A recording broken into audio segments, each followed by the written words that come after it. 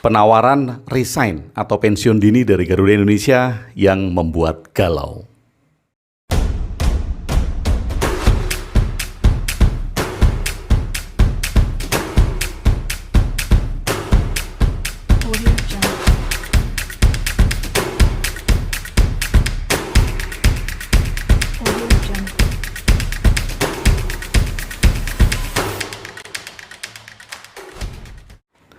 Sahabat Bahtera, baru-baru ini memang ada kabar bahwa Garuda Indonesia mengalami kerugian yang begitu besar sehingga permasalahan yang ada di Garuda Indonesia menyebabkan manajemen kemudian menawarkan opsi pensiun dini atau resign kepada karyawannya, dan ini cukup membuat galau banyak kalangan sebagai karyawan di Garuda Indonesia. Sahabat, berita ini tentu saja hanya pencetus saya membuat video tentang resign. Dan saya akan membicarakan secara umum tentang resign, apakah Anda harus mengambil resign atau Anda harus terus bekerja. Nah, tentu saja banyak teman-teman saya yang bertanya kepada saya tentang kegalauan mereka tentang resign ini, tentang pensiun dini ini. Umur di antara 45 sampai umur 50, ada yang sebentar lagi mungkin pensiun normal, 3 tahun, 4 tahun pensiun normal. Kemudian bertanya tentang kegalauannya, apakah saya harus mengambil resign, pensiun dini atau tidak? Baik, sahabat Bahtera, ada beberapa hal yang harus kita ketahui tentang resign. Saya akan menyarankan Anda 2 hal. Yang pertama, Anda tidak harus resign, dan Anda harus resign bila ada 5 poin yang Anda temukan di dalam pekerjaan Anda. Nah, saya akan membicarakan di mana Anda tidak harus resign dulu. Kenapa? Karena ini membahayakan bagi Anda. Yang pertama, Anda tidak harus resign atau jangan resign. 1, apabila Anda tidak mengerti tentang kemampuan Anda. Anda tidak tahu kemampuan Anda hanya tahu pekerjaan Anda yang sekarang, dan Anda tentu tidak akan tahu lagi akan kemana lagi setelah Anda resign. Nah, kalau itu Anda alami, jangan resign, jangan ambil pensiun dini. Sekali lagi, jangan ambil resign apabila Anda tidak mengetahui potensi Anda, kemampuan Anda. Karena ini berbahaya, apalagi Anda sudah berkeluarga. Ketika Anda mengajukan pensiun dini dan tidak tahu Anda mau ngapain, kemampuan Anda satu-satunya hanya bekerja di perusahaan itu, jangan resign. Karena ini berbahaya. Kemudian, yang kedua, jangan resign bila Anda hanya tahu tentang pekerjaan Anda ini. Jadi mungkin saja di awalnya Anda mendaftarkan pekerjaan dan mendapat bekerja, itu merupakan sebuah keberuntungan. Kemudian Anda mempunyai paradigma, daripada tidak bekerja, ya sudah, bekerja di sini saja. Jangan resign. Karena apabila Anda resign, sama dengan kondisi yang pertama, Anda tidak tahu Anda mau ngapain. Karena pekerjaan Anda itu adalah satu-satunya pekerjaan yang hanya bisa Anda lakukan. Dan Anda tidak tahu apakah Anda bisa melakukan pekerjaan yang lain atau tidak. 2 hal ini berbahaya apabila Anda resign. Jadi saya menyarankan bila keadaan ini menimpa Anda, atau Anda alami, Anda tidak tahu kemampuan Anda, dan Anda hanya tahu pekerjaan Anda itu adalah satu-satunya pekerjaan yang bisa Anda lakukan, jangan resign. Sekali lagi, bagi teman-teman yang mengalami 2 hal ini, jangan resign. Karena sekali lagi itu berbahaya bagi kehidupan finansial Anda. Nggak apa-apa Anda bekerja sampai pensiun karena memang Anda tidak tahu lagi akan bekerja di mana, akan bekerja sebagai apa, mau ngapain. Nah, oke. Kemudian yang saya sarankan untuk resign. Apabila Anda mau resign, silahkan teliti kembali, silahkan lihat kembali kondisi pekerjaan Anda, kondisi jabatan Anda, kondisi tanggung jawab yang Anda lakukan. Nah, bila Anda menemukan 5 hal, Anda sebaiknya mempersiapkan diri resign secara cerdas, bukan resign secara emosional. Bedanya apa resign secara cerdas dan resign secara emosional? Resign secara cerdas adalah mempersiapkan diri, sehingga Anda tahu akan kemana, apa yang Anda lakukan, dan bagaimana mengatur keuangan Anda. Tapi bila Anda resign secara emosional, kebanyakan hal itu terjadi karena Anda benci terhadap perusahaan Anda kecewa terhadap perusahaan Anda, dan mengundurkan diri begitu saja. Oke, ini adalah resign cerdas. Punya rencana dan melihat bila 5 hal ini terjadi, sekali lagi Anda wajib resign. Yang pertama adalah masalah gaji. Kenapa masalah gaji? Mungkin bila Anda bekerja baru 1 tahun, 2 tahun, 3 tahun, Anda tidak merasakan ini. Tetapi bila Anda sudah dalam posisi supervisor, posisi manajer, Anda masih harus melihat lagi. Apa yang Anda lihat dari gaji ini? Yang Anda lihat adalah perbandingan antara resiko, tanggung jawab, dan gaji yang Anda terima.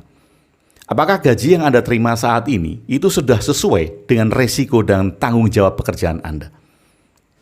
Misal, bila Anda bekerja, awalnya kemudian mendapatkan gaji 5 juta. Kemudian Anda dipromosikan menjadi seorang manajer, kenaikan gaji Anda hanya mungkin 1 juta, 1,5 juta, menjadi 6,5 juta. Nah, 6,5 juta ini sepadan nggak dengan resiko dan tanggung jawab dalam jabatan Anda? Bila itu tidak sepadan, gaji yang Anda terima dengan resiko dan tanggung jawabnya, ada yang salah dengan penataan gaji di perusahaan Anda. Dan ini harus Anda pertimbangkan. Kenapa? Karena kalau itu salah, nanti ke depannya resiko tanggung jawab Anda semakin besar, tetapi gaji yang Anda terima tidak sepadan dengan resiko dan tanggung jawabnya. Ini adalah pengaturan keuangan yang kurang baik di perusahaan. Makanya Anda wajib merencanakan resign. Yang kedua adalah kenaikan jabatan. Berapa lama Anda tidak naik jabatan? 5 tahun, 10 tahun, 15 tahun? Yang saya maksudkan kenaikan jabatan adalah promosi jabatan. Apabila di perusahaan Anda itu sangat lama sekali tidak mengadakan promosi kenaikan jabatan 5 tahun, 10 tahun, 15 tahun, bahkan mungkin ada yang 20 tahun, tidak ada promosi kenaikan jabatan, hal itu merupakan tanda bahwa perusahaan Anda tidak sehat. Tidak ada promosi kenaikan jabatan, dan Anda termasuk yang tidak dipromosikan. Nah, ini adalah tanda bahwa perusahaan Anda sangat lemah dalam pengelolaan SDM. Dengan tanda ini, rencanakan resign Anda. Yang ketiga adalah lingkungan kerja. Apa itu lingkungan kerja? Lingkungan kerja Anda positif tidak? Mendukung perkembangan Anda tidak? Menyediakan training-training untuk meningkatkan kompetensi Anda tidak? Menyediakan waktu-waktu agar Anda bisa belajar lagi tidak? Atau perusahaan Anda lingkungan kerjanya saling iri, kalau Anda berkembang malah kemudian dijegal, ada iri hati, kemudian saling tidak mendukung perkembangan. Misalnya saling melaporkan kesalahan-kesalahan, saling melaporkan hal-hal yang tidak baik. Kemudian hal-hal yang positif, kemampuan, prestasi, itu tidak dilaporkan. Ini merupakan lingkungan kerja yang tidak baik.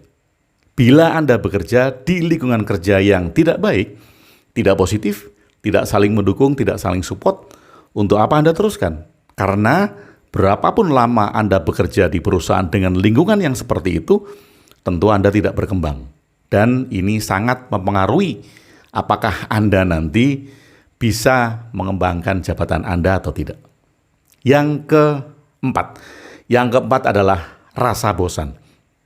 Rasa bosan ini bukan karena Anda lama bekerja, tidak cuti, bosan, bukan ya. Tetapi bosan di mana? Ini ada rasa bosan yang disebabkan di mana kemampuan Anda meningkat. Kemampuan seseorang itu meningkat. Anda bisa belajar sendiri, Anda bisa meningkatkan kemampuan Anda sendiri. Kemampuan Anda meningkat sementara tantangan kerja Anda tidak meningkat. Tantangan kerja Anda tidak bertambah. Nah, kalau ini terjadi, Anda seperti katak di dalam tempurung. Anda bekerja dengan sebetulnya kemampuan Anda melebihi dari kapasitas jabatan Anda. Tetapi karena Anda melakukan pekerjaan di mana tantangan pekerjaan itu di bawah kemampuan Anda tentu akan bosan karena akan mengalami hal-hal yang mudah Anda lakukan. Nah, perusahaan yang mempunyai pengelolaan SDM yang bagus tentu akan melihat potensi-potensi ini dan akan memberikan peluang-peluang, tantangan-tantangan baru bagi karyawannya yang mempunyai kemampuan lebih dari jabatan saat itu. Nah, bila itu terjadi, sekali lagi karena Anda seperti katak di dalam tempurung, kemampuan Anda besar, kemampuan Anda melebihi jabatan Anda, sedangkan tantangan pekerjaan Anda tidak ada lagi, tidak lebih lagi, tidak diberikan lagi. Untuk apa? Sekali lagi, Anda tidak akan berkembang kemampuan Anda. Siap untuk resign dengan alasan keempat tersebut. Alasan kelima adalah kesalahan promosi. Dan ini mungkin banyak terjadi. Anda mungkin mengalami dan melihatnya. Apa yang dimaksud dengan kesalahan promosi? Mereka, teman-teman Anda yang dipromosikan jabatannya itu karena kedekatan mereka dengan pimpinan, bukan karena kompetensinya. Ini adalah kesalahan promosi. Jelas pengelolaan yang tidak tepat karena mereka yang dipromosikan jabatannya adalah mereka yang dekat dengan pimpinan. Mereka yang suka baik-baik dengan pimpinan. Mereka yang suka menjilat pimpinan. Sementara mereka yang punya kompetensi lebih tidak dipromosikan. Ini kesalahan. Jadi, bila Anda melihat hal ini, tentu saja yang naik jabatan, yang promosinya naik, hanya mereka yang dekat dengan pimpinan. Sedangkan Anda mungkin yang punya kompetensi di bidangnya dan tidak dekat dengan pimpinan Anda tidak dipromosikan jabatannya. Jadi kesalahan promosi merupakan alasan kelima untuk resign. Sahabat Bahtera, mungkin saat ini Anda sedang bekerja dan Anda sedang galau untuk menentukan resign atau tidak. Sekali lagi, lihat baik-baik. Saya menyarankan dua hal tadi. Yang pertama adalah jangan resign bila. Yang kedua adalah silakan resign bila Anda menemukan 5 hal tadi. Bagaimana keputusannya? Memang ini bukan merupakan sebuah keputusan yang mudah seperti membalik telapak tangan. Karena ada banyak hal yang harus Anda lihat. Yang pertama adalah kemampuan diri Anda, potensi diri Anda, dan rencana Anda mau ngapain kalau Anda mau ambil resign. Rencana ini banyak. Rencana pekerjaan Anda lagi, rencana bisnis Anda mungkin, pengaturan keuangan setelah itu, dan banyak hal yang harus dijadikan backup apabila Anda menempuh jalan resign untuk menjadi seorang profesional yang mandiri atau bekerja untuk diri Anda sendiri. Mudah-mudahan cermin tentang resign ini bisa Anda lakukan sehingga Anda bisa menentukan apakah Anda akan terus bekerja atau Anda harus mengambil resign. Bagi sahabat-sahabat saya, bagi teman-teman saya yang sedang galau untuk mengambil resign, sekali lagi pikirkan baik-baik karena hal ini tentu bukan merupakan keputusan yang mudah. Walaupun bukan merupakan keputusan yang mudah, ini merupakan keputusan masa depan Anda. Bagi Anda yang takut, bagi Anda yang tidak tahu akan bekerja di mana lagi, mau tidak mau, bekerjalah sampai Anda pensiun. Karena memang tidak ada lagi yang bisa Anda kerjakan selain pekerjaan tersebut. Bagi Anda yang tahu potensi Anda dan mengalami bahwa gaji Anda tidak sesuai dengan resiko dan tanggung jawab Anda, segera resign. Bagi Anda yang tahu potensi Anda dan Anda tidak dipromosikan jabatan selama lebih dari 5 atau 10 tahun, siap-siap resign. Bagi Anda yang tahu tentang kemampuan diri Anda dan lingkungan kerja Anda tidak positif, banyak iri dengki, banyak saling sikut-sikutan, siap resign. Bagi Anda yang tahu potensi Anda dan Anda mengalami rasa bosan karena kemampuan Anda meningkat sementara tantangan kerja Anda tidak ada, siap-siap resign. Bagi Anda yang tahu kemampuan diri Anda dan Anda melihat ada kesalahan promosi jabatan di perusahaan Anda, di mana mereka yang dipromosikan adalah orang-orang yang dekat dengan pimpinan, bukan karena kompetensinya, siap-siap untuk resign. Sekali lagi, sahabat Bahtera, mari kita terus belajar, mengenali potensi diri, menggali diri sendiri, sehingga dimanapun kita berada, kita dapat berkarya dan kita dapat menghasilkan sesuatu. If you know how to walk, you can walk in anyhow. Jika Anda tahu caranya bekerja, Anda bisa bekerja di mana saja. Terima kasih sudah bersama saya Agung WB di Ruang Diri. Salam cinta dan bahagia.